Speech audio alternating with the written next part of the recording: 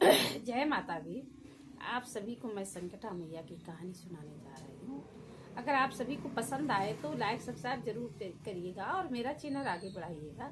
और आप कमेंट करके आप सभी लोगों को भेजिएगा, क्योंकि संकटा मैया की कहानी बहुत अच्छी है। और संकट अगर कोई को भी आपको संकट आए तो आपको परेशान होने की जरूरत नहीं, सिर्फ आप संकटा मैया की आप कहानी सुन लीजिए। बस संकटा मैया की कहानी में इतनी शक्ति है कि आप तभी जानोगे जब आप उसको सुनोगे। तो आपको कभी दुख तकलीफ हो तो आप बस संकटा मैया को न्योत दो कि संकटा मैया महारानी मेरा ये दुख तकलीफ ठीक हो जाए। मैं आपको संकटा मैया, मैं आपकी कहानी सुना के मैं संकट सुहागनों को मैं सुहागन खिलाऊंगी। ठीक है, संकटा मैया कहानी संकट काटने के बारे में ही दिया गया है। अब मैं आपको पूरी कहानी सुनाने जा रही हूँ। एक बहुत बड़ा शहर था, वहाँ एक राजा रहते थे। राजा जी के 7 रानियाँ थी, महाराजा के 7 रानियाँ थी, लेकिन उनके कोई बच्चा नहीं था। राजा जी के कोई बच्चा नहीं था तो एक उनके राज्य में जमादार आता था झाड़ू लगाने। जमादारी जब झाड़ू लगाने आती थी तो राजा साहब को जब भी वो राजा साहब को देखती थी, वो झाड़ू लगा के थूक देखती थी और पैर से रतिया देती थी, थूक देती थी, पैर से रतिया देती थी। होते करते बहुत दिन हो गया तो एक दिन राजा साहब से रहा नहीं गया। उन्होंने कहा कि बेटा इधर आओ। उन्होंने अपने राजमहल में बुलाया जमादारों को और उससे कहा, बेटा मैं हमने आपको देखा है, जब भी आप मुझे देख लेती हो तो आप थूक देती हो, थूक के दांत से उसको लतिया देती हो, ऐसा क्यों है बेटा, मुझे आप कृपया करके बताइए। उन्होंने कहा, राजा साहब अब आपने ये बात कही है तो मैं आपको ज़रूर बताऊंगी।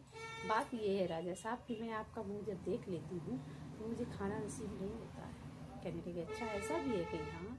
उन्होंने क्या किया, अपने सिपाहियों को बुलाया और 56 प्रकार का भोजन बनवाया। 56 प्रकार का भोजन बना करके उन्होंने जमादार के घर पे भेज दिया। जमादार के घर पे जब भेज दिया तो जमादार के यहाँ पता चले जब तक भोजन गया तब तक वहाँ और उनके रिश्तेदार आ गए। जब रिश्तेदार आ गए जब तक यहाँ से जमादार गई तब तक वहाँ रिश्तेदार आए। जब रिश्तेदार आ गए तो रिश्तेदारों को उन्होंने खाना खिला दिया, फिर भी उस बेचारी को खाना नहीं मिला। जब खाना नहीं मिला तो फिर उन्होंने कहा जाके राजा जी से कि राजा जी उसको सही में खाना नहीं मिला। उसके यहाँ बहुत सारे रिश्तेदार आ गए, उन्हीं लोगों ने खाना खा लिया। उन्होंने कहा ठीक है, परेशान मत हो। उसने दोबारा खाना बनवाया और दोबारा खाना बनवा करके उन्होंने फिर भेजा। जब दोबारा उन्होंने खाना बनवा करके भेजा तब तक बाई चांस कुछ लोग और आ गए। आने के बाद कोई ऐसी बात हो गई कि जमादार ने जमादारी को मारा। उसने मतलब आदमी ने औरत को मारा, यानी जमादार ने जमादारी को मारा। जब जमादारी ने मारा तो राजा साहब को बताया जाके सिपाहियों ने, तो बहुत दुखी हुए। राजा साहब बहुत दुखी हुए। उन्होंने कहा कि ऐसे राज्य में मुझे रहने से क्या फ़ायदा, जहाँ मतलब हमारे प्रजा दुखी है मेरे से, तो मैं ऐसे राज्य में नहीं रह सकती हूँ। उन्होंने क्या करा कि वहाँ से मतलब रानियाँ लेके अपना चला गया बियाबान जंगल में। उन्होंने अपना घर बनवाया। उन्होंने ये कहा कि जब इस जंगल में मैं रहूँगा तो यहाँ कोई आएगा नहीं, कोई मेरा मुँह देखेगा नहीं, तो मतलब कोई परेशान नहीं होगा। राजा ने ये सोचा। राजा साहब जब वहाँ रहने लगे, होते करते उस शहर में कोई आया, मतलब कोई आया क्या, ये संकटा मैया आई उनके घर पे। संकटा मैया जब उनके घर पे आई तो उन्होंने 2 चावल के दाने दिए कि लीजिए राजा साहब आप ये लीजिए और अपने इनको बना करके अपनी रानियों को खिला दीजिए और आप एक यहाँ पुत्र पैदा होगा। और उनका ठीक है, अगर ऐसा है तो ठीक है, मैं खिला देता हूँ। उन्होंने क्या किया कि मतलब 2 चावल वो और पाव भर चावल और लिए, क्योंकि वो एक रानी को नहीं खिला सकते। पाव भर चावल और लिए। उन्होंने पाव भर चावल बनवाने के बाद उन्होंने कहा, रानियों से कहा कि तुम लोग इसको खाओ। बाई चांस उन्होंने खाया तो एक चावल का टुकड़ा उसमें बर्तनों में लगा हुआ था। तो वो रानी जब बर्तन धुलने गई तो उसमें एक चावल का टुकड़ा लगा हुआ था। तो रानी का अंदर से मन आया कि मैं इस टुकड़े को खा लूँ, चावल को। रानी ने चावल को उठाया और खा लिया। खाने के बाद फिर वो रानी गर्भवती हुई। जब रानी गर्भवती हुई 9 महीने बाद जब दाई आई तो पहले के ज़माने में मतलब ये नहीं थे, ना हॉस्पिटल ना कुछ भी नहीं था। पहले के ज़माने में बच्चे घर ही में पैदा होते थे। तो राजा साहब को जब पेट में दर्द हुआ तो राजा साहब ने दाई को बुलाया। जब दाई आई तो बेटा हुआ सुंदर सा, और बेटा होने के बाद वो तुरंत ख़त्म हो गया। जब बेटा ख़त्म हो गया तो रानी और दादी, मतलब जो पैदा करवाने आई थी, उसने रानी ने कहा कि मत बताइए राजा साहब को, बताएंगे तो राजा साहब और दुखी हो जाएंगे। उन्होंने कहा ठीक है नहीं बताऊंगी मैं। तो वो राज दोनों के बीच में ही रह गया। होते करते जब कहीं दिखाओ तो राजा साहब से कहा रानी ने कि आप अभी नहीं देख सकते, 18 साल के बाद देखेंगे। तो 15-16 साल में, पहले के ज़माने में 15-16 साल में शादियाँ हो जाती थी। तो फिर शादी वाले आने लगे। तो पहले के ज़माने में शादी वाले जो आते थे तो बाप देखने नहीं लड़के को जाता था, नाऊ और पंडित देखने जाते थे लड़के। तो नाऊ और पंडित आए, दूर दूर से शादियाँ आने लगी राज्यों से। उन्होंने कहा कि भाई हम पंडित से कहा कि मैं लड़के को नहीं दिखाऊंगा और आपको शादी करनी हो तो कर दो। उन्होंने कहा ठीक है मैं शादी कर देता हूँ। शादी पक्की हो गई। शादी पक्की होने के बाद जब बारात जाने लगी जब बारात जाने लगी तो ये हुआ कि मतलब दिखाओ, राजा ने कहा कि नहीं आप वही टीका दरवाजे पे देखना लड़के को। ठीक है।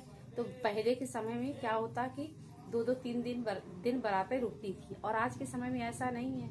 आज के समय में अभी जाओ, सुबह जाओ, शाम को बारात लेके बहू लेके आ जाओगे। तो उन्होंने बीच में जंगल था, जंगल में वहीं बारात रोक दी, क्योंकि गर्मी का समय था, बहुत धूप थी। तो उन्होंने वहीं बारात अपनी टिका दी, बारात टिका दी। सब लोग वहीं सो गए, खाना वाना खा के सब जने सो गए। अच्छा, वहीं बगल में एक नाग और नागिन का जोड़ा रहता था। तो नाग निकला बेबी से, उसने कहा बहुत लोग यहाँ तो बारात टिकी है।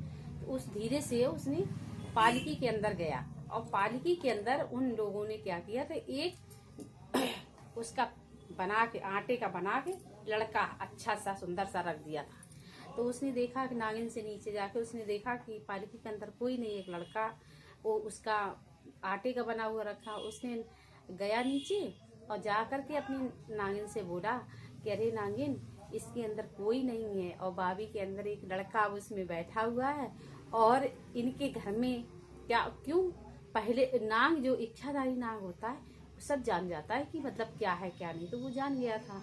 उन्होंने नागिन से कहा, रिक्वेस्ट करी कि अरे नागिन मुझे जाने दो, मैं लड़का बनकर के इनकी बारात तो पूरी करा दूं, नहीं तो इनकी बदनामी हो जाएगी। तो नागिन ने कहा चलो ठीक है, कै दिन बाद आओगे? उसने कहा 2 दिन में आ जाऊंगा। उनकी जब वहाँ टीका दरवाजे पे लड़का गया, राजा साहब बहुत खुश कि मुझे मतलब मैंने सोचा नहीं था, कितना सुंदर राजकुमार जैसा, मेरा मतलब हीरा जैसा लड़का, राजकुमार जैसा लड़का है।